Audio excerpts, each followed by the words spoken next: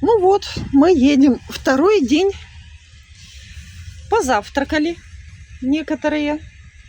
Некоторые еще завтракают, набивают утробу, потому что всю ночь лазили вокруг поезда. Вот. Как это я лазил вокруг поезда? А мы поздно легли спать. Приезжали в какой-то в Белгород, что ли, там 2 часа стояли. Белогор. Белогород. Ага, стояли там 2 часа. Ну и вот, потом спать легли. Теперь у нас время изменилось. У нас изменилось время. Вот. Что было? В 9 сначала было, потом 10, а потом опять стало 9 вечера.